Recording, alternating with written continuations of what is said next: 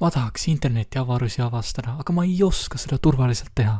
Kui ainult oleks keegi, kes oskaks mind õpetada. Tere, Moilis järgija. Sinu palveid on kuuldud, olen siin, et su muret lahata ja see lahendada. Ma annan sulle oma teadmised ja jõu. Kuidas ma saaksin teid küll ära tänada, suur tehnojumal? Jaga oma annet maailmaga ja õpeta teadmatuid inimesi tehnoloogiaga ümber käima, siis mine laia maailma ja täida enda ülesannet kohusetundlikult. Tänan sind jälle, suur tehnojumal. Jagan oma uusi teadmisi nii paljude inimestega kui võimalik ja jään sulle alati tänulikuks.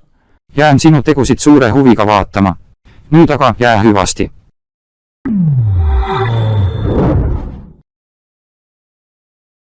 Mis mu parool nüüd oligi? Kuradi noorukid ja nende arvutid. Kuulen, et teil on probleem. Millega saan aidata? Kust kuradi kohast sa siia ilmusid, pätt? Rahu, ainult rahu. Olen tehnojumala, tehnoloogia ülemjõu saadik ning aitan teid hädast välja. Mis pagana tehno? Mina küll mingeid teenuseid ei soovi. Ja kuidas sa üldse siia said? Kui sa end kohe ei selgita, helistan politseisse. Vabandage, et teematasin, kuid see ongi nii lihtne. Mul on tehnojumala poolt antud võimed, mis lasen mul tuvastada inimesi, kes hädas on, ning nende juurde sekunditega tekkida ning neid abistada. Midagi aga maksma ei pea. Uudiskirju ei tule ka. Soovin vaid abistada.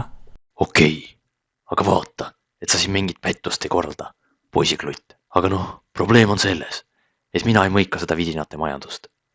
Isegi ma salasõna ei suuda meeles pidada. Seega, kui sa oled tõesti mind abistamas, siis on sul aeg seda tõestada.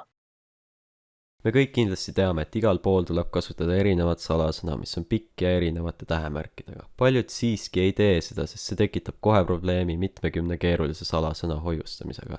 Seega vaatame viisi nende salasõnade hoiustamiseks. Üheks variandiks on paroolihalduri kasutamine, mis salvestab kõik sisselogimisandmed ja lukustab need ühe peaparooli taha. Veebilehtedel täidab see automaatselt kasutaja nime ja parooli, nii et sisselogimine oleks lihtne. Loomulikult on tähtis hea paroolihalduri valimine. Oluline, et programm krüpteeriks paroole enne serverile saatmist, et ainult kasutaja ise näeks oma paroole, ja hea on ka avatud lähtekood, mis võimaldab igaühel kontrollida, et programm päriselt ka teeb seda, mida see lubab teha. Paroolihaldurid on loomulikult ka häkitavad, nagu juhtus näiteks LastPassiga 2022. aasta detsembris. Selle vastu tuleb alguses valida võimalikult usaldusväärne paroolihaldur ja kasutamise ajal olema valmis kõiki paroole kiiresti muutma, kui häkkimine peaks toimuma. Kui on aga soov mitte kedagi peale iseenda oma paroolidega usaldada, siis on ka häid variante, aga tekib uusi asju, mille suhtes tuleb olla ettevaatlik. Tekstifaili saab luua nii-öelda kohaliku paroolihalduri, mis on zip-failis krüpteeritud ja parooliga kaitstud. Ülimalt tähtis on valida pikk ja keeruline parool, sest lühemaid on väga lihtne erinevate meetoditega leida, kui fail kellegi kätte peaks sattuma. Ja loomulikult ei tohiks see fail kellegi kätte sattuda. Parem on nimetada see mingi suvalise nimega ja panna suvalisse kausta, võib-olla isegi välisele kettale. Ka paberile paroolide kirjutamine on hea variant, aga ainult nii kaua, kuni seda suudetakse ideaalselt peita, nii et keegi seda ei leia. Kui tahta veel eriti turvaline olla, siis selleks on palju loovaid viise. Näiteks saab kirjutada üles ainult osa paroolidest ning lisada neile sisse logides lõpp juurde. Sel juhul, kui keegi paroolidele ligi pääseb, on neil tegelikult olemas vaid osa. Üks kõige paremaid asju on kaheastmeline kinnitus, mis säilitab kontrolli konto üle, kui parool on lekkinud. Tuleb ainult ettevaatlik olla, et end telefoni kaotades kaheastmelise kinnituse tõttu kontost ise välja ei lukustaks.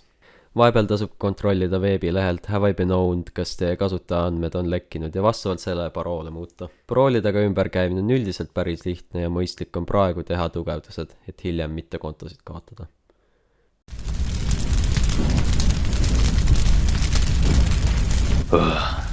Liiga palju infot. Aga siiski, tänan sind, noormees. Nüüd mõistan ma lõpuks tehnoloogiat veidi paremini. Oleks mu lapselapsed ka nii abi valmis. Pole probleemi. Selleks ma siia tulingi.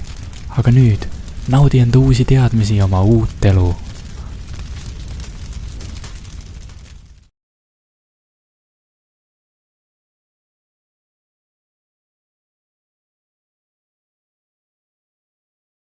Tervist, mina olen Indrek, tehnojumala abiline ja ma tulin sulle appi. Seega, ütle mulle, mis juhtus? Minu sees 2 inventori on tühi.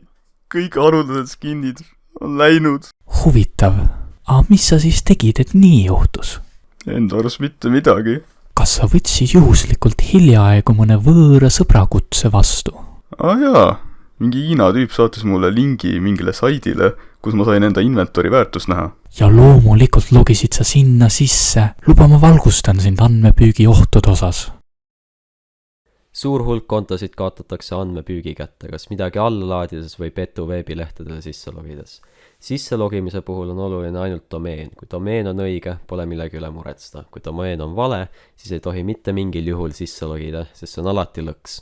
Esimene asi veebilehe turvalisuse kontrollimises ongi domeeni ülevaatamine. See peab olema ilma kirjavigadeta ja enamasti sisaldama veebilehe organisatsiooni nime. Näiteks siin steamcommunity.com, mitte niimoodi.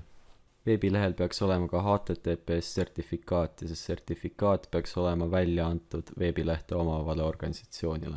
Järgmiseks vaatame seda Hollandi veebipoodi. See on selgelt väike pood ja selle kujundus äratab natuke kahtlust, seega meil on vaja leida rohkem informatsiooni selle veebilehe kohta. Vaadates veebipoe aadressi näeme, et kirjavead puuduvad ja HTTPS sertifikaat on ka olemas, kuid sellest ei piisa veel sellepärast, et pood on siiani veel meile tundmatu.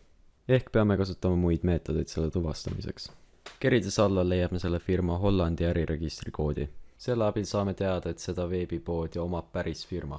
Lisaks on sellel veebipoel märgitud mitmed edasimüüjad, selle ostutingimused tunduvad mitte olevat kuskilt otse kopeeritud ning seal on 3 sotsiaalmeediakontot, millest ühel on 2000 jälgijat. Selle järgi saab tõenäoliselt väita, et sellest poest on ohutu tellida. Aga see ei ole alati nii. Näiteks siin veebilehel converseindia.com on absoluutselt kõik jalanõud alla hinnatud. Nende sertifikaat ei kuulu mitte Converse'ile, vaid hoopis cPanelile, mis on tegelikult veebihaldusplatvorm, mida igaüks saab kasutada. Viimaks minnes Converse'i päris lehele näeme, et Converse India tegelik domeen on converse.in.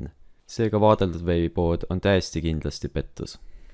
Allalaadimine on usaldusväärse organisatsiooni domeenilt peaaegu alati ohutu. Tundmatult veebilehelt ei saa aga enamasti kinnitust, kas allalaaditud fail on ohutu või mitte. Seejärel tuleb fail alla laadida ja edasi kontrollida. Esiteks peab faili laiend olema õige. Kui laadisite alla muusikat, siis peab lõpus olema näiteks .mp3 või muu helifaili formaat. Kui laadisite alla muusikat ja saite .exe faili, siis on see selge märk tõenäolisest viirusest. Kui faili laiend on õige, aga fail on alla laaditud kahtlaselt veebilehelt, siis tasub alla laaditud faili spetsiifiliselt viiruse tõrjega kontrollida. Windows Defenderiga on seda lihtne teha. Kui kõik on hästi, siis on fail tõenäoliselt ohutu. Kuid enne käivitamist ei saa kunagi kindel olla. Sealt edasi pole enam palju asju, mida kontrollida, nii et tuleb lihtsalt võtta risk. Isegi kui sõbrad saadavad faile, ei tasu ka neid kohe usaldada. Enne millegi kahtlase käivitamist tasub alati kontrollida.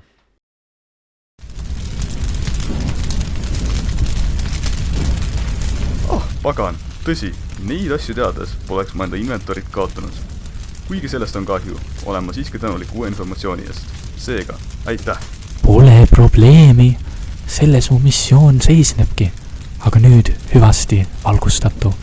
Pean ka teisi abivajajaid abistama.